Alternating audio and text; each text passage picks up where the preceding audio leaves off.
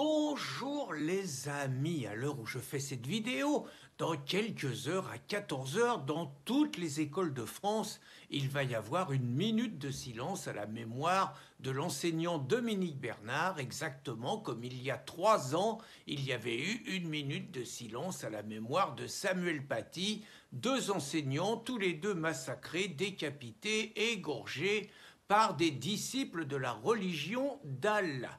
Donc, Attal, j'allais dire Bruno Attal, oh là, Gabriel Attal, il a donc dit qu'il tolérerait pas le moindre irrespect, le moindre refus de respecter la minute de silence. On se rappelle qu'il y a 3 ans, il y avait eu des milliers et des milliers d'exemples, toujours des élèves musulmans, qui avaient perturbé cette minute de silence. Moi, j'apprécie qu'Attal dise qu'il ne tolérera pas. Après, bien évidemment qu'il va y avoir des milliers d'autres exemples. J'attends avec impatience, je vous l'avoue, le sort qui sera réservé aux perturbateurs.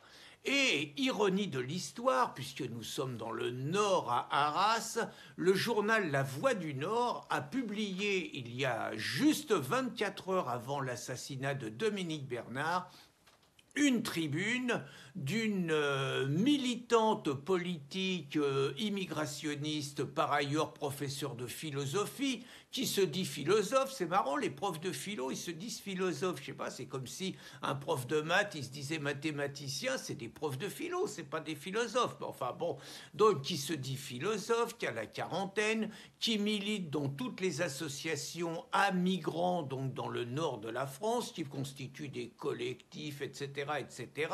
Donc elle avait eu droit à une page de publicité dans La Voix du Nord pour expliquer au bon peuple que le véritable péril pour l'école, c'était pas les islamistes, mais c'était l'extrême droite. Donc à travers, j'y vais revenir, parents vigilants, mais aussi le fait qu'il paraîtrait qu'il y aurait de plus en plus d'enseignants qui seraient d'extrême droite et qu'infiltreraient l'école. Alors c'est pas de chance pour Sophie Gigot. J'allais faire la blague Gigot d'agneau. Ça me démangeait, mais bon, j'ai promis de pas la faire. Hein. Donc, pour Sophie Gigot, donc c'est vraiment pas de chance, puisque 24 heures plus tard, le malheureux enseignant était égorgé par un de ses protégés, sans doute un électeur de Mélenchon, exactement comme elle l'est.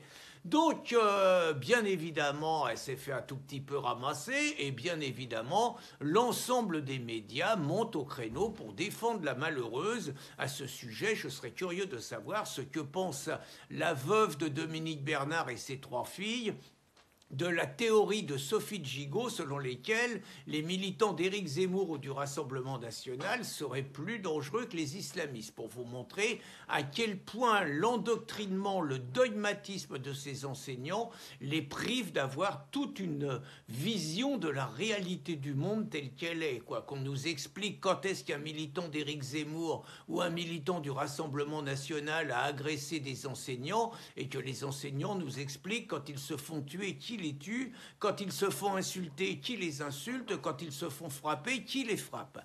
Alors ça va complètement dans le même sens parce que les syndicats enseignants sont déchaînés. Vous avez un syndicat d'anarchistes, je vous ai mis tous les textes, hein. Vous avez un syndicat d'anarchistes qui explique que c'est un crime religieux, donc le mot islam, la religion de l'assassin n'est pas dévoilée, c'est la même que celle de l'assassin de Samuel Paty, mais chut. Et surtout, ils osent dire que c'est les conséquences de la campagne raciste menée contre l'abaya dans les écoles.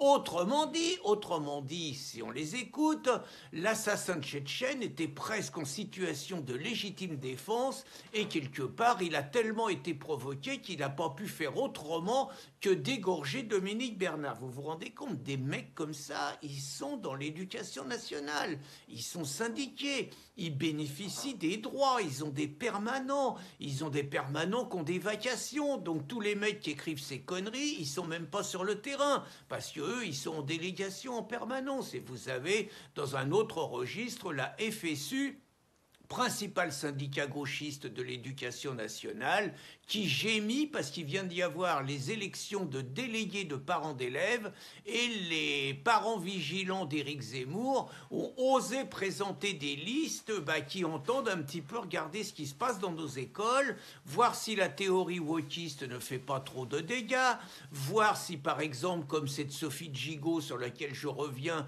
il n'y a pas des enseignants qui profitent de leurs orientations politiques pour emmener, comme elle avait voulu le faire, puisqu'elle enseigne à Valenciennes, ses élèves visiter un camp de migrants. Bonjour le lavage de cerveau, bonjour l'endoctrinement. Donc les parents vigilants essayent de surveiller un petit peu ce que font les profs, de surveiller si l'idéologie wokiste ne pénètre pas trop dans les écoles, de surveiller si l'idéologie du genre n'est pas enseignée à nos gosses, de surveiller si les dérives de l'apprentissage de la sexualité chez les petits gamins ne créent pas de dégâts. Bref, il se propose comme un contre-pouvoir à toute l'idéologie gauchiste qui quelque part, gangrène le cerveau de nos enfants. Et je ne parle pas du devoir d'accueil que des Sophie Gigot véhiculent à longueur de journée. Et je ne parle pas de la théorie du climat, voire les saloperies sur le Covid et les pratiques covidistes qui ont été faites pendant 3 ans par l'éducation nationale et ses professeurs. Donc voilà la réalité. Moi je dirais que si Gabriel Attal voulait réellement rétablir la discipline à l'école, s'il voulait réellement que l'école soit à niveau ce lieu de transmission des savoirs, eh bien, il ferait un ménage pas possible, il arrêterait de subventionner ces organisations syndicales dont on peut dire qu'elles sont anti-républicaines et racistes, je précise bien, anti-républicaines et racistes, et puis il ferait un grand ménage et des Sophie Gigot seraient virées comme des milliers et des milliers d'autres qui n'ont absolument rien à faire dans l'école puisqu'elles ne sont pas là pour transmettre des savoirs, mais pour laver le cerveau de nos élèves. Alors à ceux qui disent que c'est difficile, que c'est impossible, je rappellerai quand même que Cassandre Fristo, qui était professeur d'allemand, a été virée manu militari sans avoir la possibilité de se défendre, tout simplement parce qu'elle a manifesté avec une banderole que je vous mets, qui n'a absolument rien à voir avec l'éducation nationale. Donc tant que le grand ménage ne sera pas fait dans l'éducation nationale, les paroles d'Attal ne seront que des paroles vides de sens et ne seront que pissées dans un violon. Bonne journée les amis.